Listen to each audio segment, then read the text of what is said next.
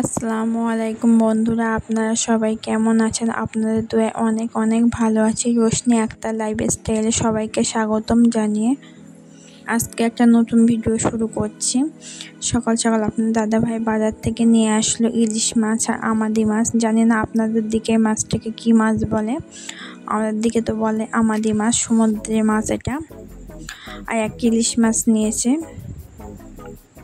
সেটাই বাছা কোটা করে রান্না করব। আমার মাছটা বেছে দিয়েছে, আমি আলু আর বেগুন দিয়ে পাতলা ঝোল করব। আলুটা কেটে নিচ্ছি, আলু আর বেগুনটা আমি কেটে নিচ্ছি। আমি কিন্তু ইলিশ মাছ খাই না, সবাই খায় শুধু আমি বাদ দিয়ে। তাহলে পুরো ভিডিওটা দেখতে থাকেন, স্কিপ কেউ করবেন না। যদি ভালো লাগে ভিডিওটা কোনো অংশে লাইক কমেন্ট শেয়ার করে দেবেন, পাশে থাকা বেল আইকনটি বাজিয়ে রাখবেন, তাহলে নতুন ভিডিও ছাড়ার সঙ্গে সঙ্গে আপনাদের কাছে নোটিফিকেশনটা চলে যাবে। আলুগুলো কাটা হয়ে গেছে, খোসা ছাড়ানো হয়ে গেছে, কাটা না সরি খোসা ছাড়ানো হয়ে গেছে। এবার ধুয়ে নেব, ধুয়ে তারপরে কাটবো।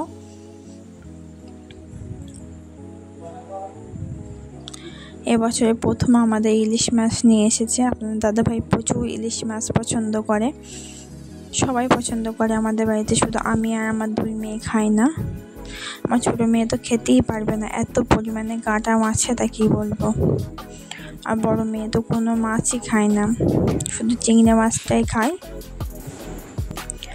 আর আমাদের মাছগুলো চচ্চড়ি করবো বা দুটো বেগুন ভাজা করবো আমার জন্য, কারণ আমি মাছও খাবো না, মাছের তরকারিও খাবো না। সেই জন্য ওদের জন্য বেগুন আলু দিয়ে ইলিশ মাছ রান্না করে দেব, আর আমার জন্য বেগুন ভাজা আর চুনো মাছের চচ্চড়ি করলেই হয়ে যাবে। বেগুনগুলো সেই জন্য কেটে নিচ্ছি।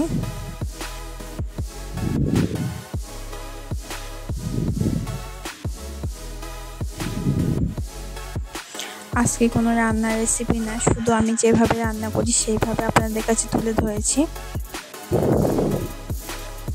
আমি তো ভালোভাবে রান্নাই করতে পারি না, অনেকে সুন্দরভাবে রান্না করে, সেই রেসিপি দেয়। আমি যেরকমভাবে রান্না করি সেই রকমভাবেই আপনাদের কাছে তুলে ধরেছি।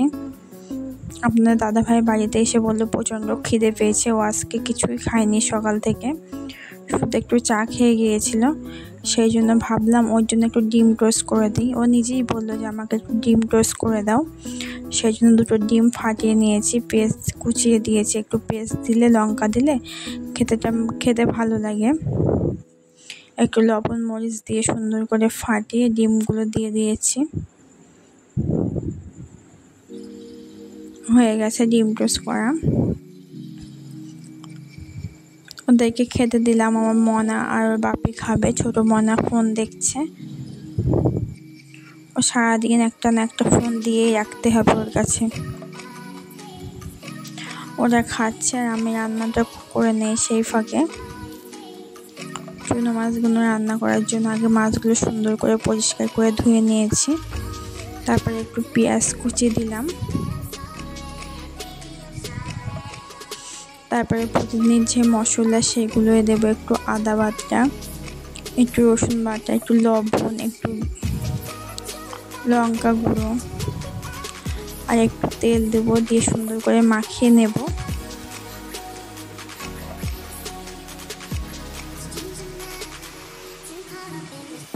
এ মাছে একটু লবণ কমই লাগে।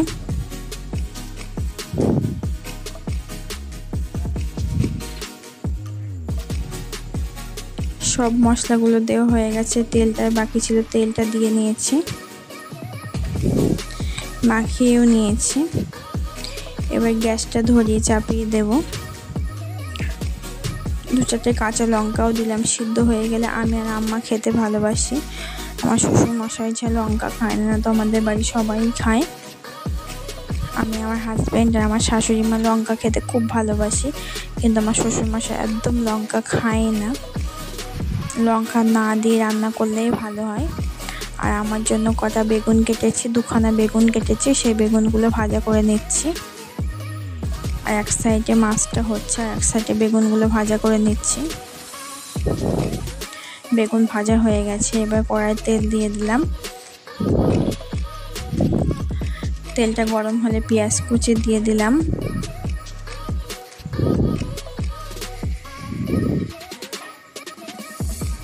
পেঁয়াজটা সুন্দর করে লাল লাল করে ভেজে নেব।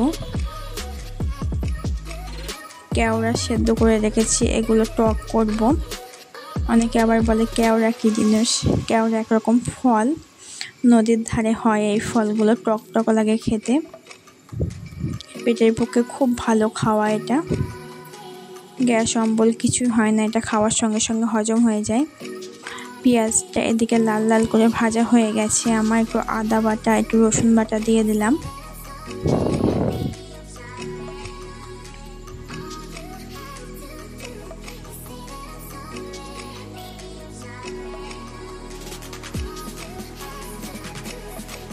এবার একটু লঙ্কা গুঁড়ো একটু হলুদ গুঁড়ো দিয়ে দেব।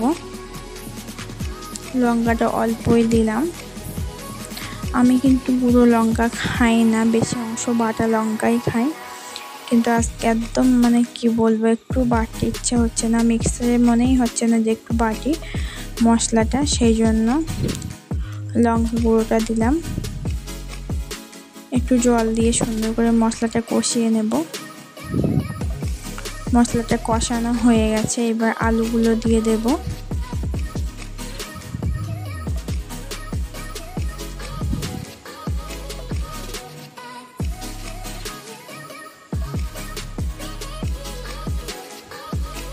আলুগুলো দিয়ে সুন্দর করে আলুটাও কষিয়ে নেব।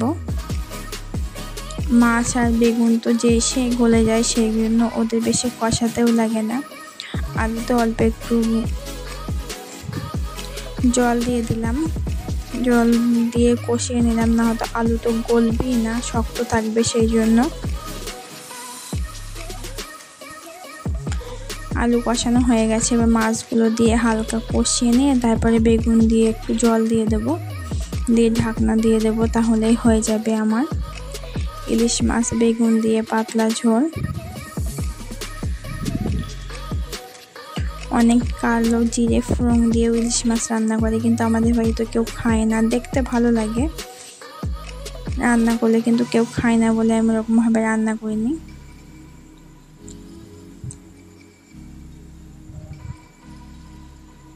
এবার বেগুনগুলো দিয়ে দিলাম, দিয়ে হালকা কষিয়ে নিয়ে ঝোল দিয়ে দেবো।